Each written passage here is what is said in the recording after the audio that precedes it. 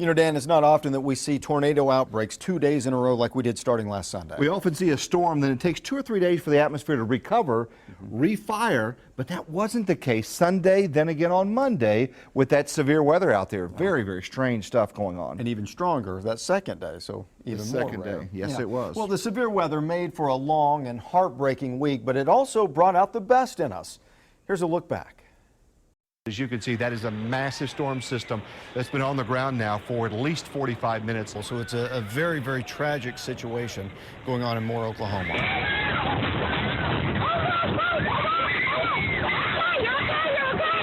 I didn't know what to tell him. I just kept telling him, we're okay. My mind, I was praying. The only area that is lit is the area where they continue to search for those missing children. I've just been waiting, trying to find out something about my daughter. I know she's going to be all right. God's going to keep her safe if she's in there or wherever she's at. She helped save my son's life. She helped save other students' lives. We all take an oath as an educator to protect the kids, and she fulfilled that duty better than anyone. They say they've almost been the target before numerous times. However, unfortunately, this time they were the target. Now, I spoke to a man who lives in this apartment complex here, and he tells me he actually saw that tornado headed straight towards him. Words can't explain. Excuse me.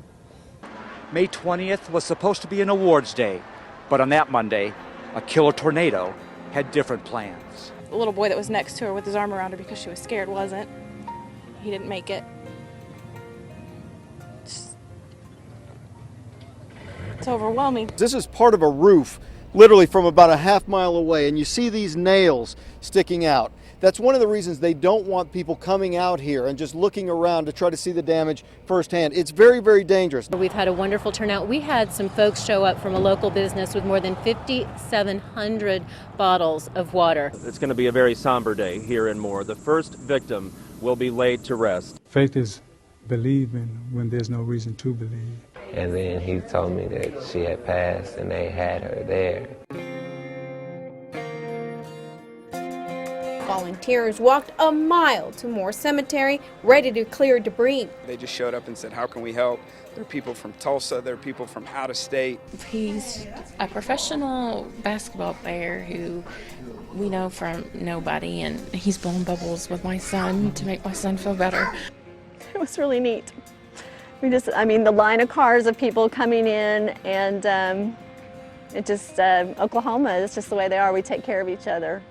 And this little bitty white dog comes shooting out from under this bed and jumped, could have cleared the highest fence in the world and landed in her arms. It was one of the better things that we've seen happen here so far. And it makes me glad to see my friends and that they're alive, and that I'm alive, and that I'm okay.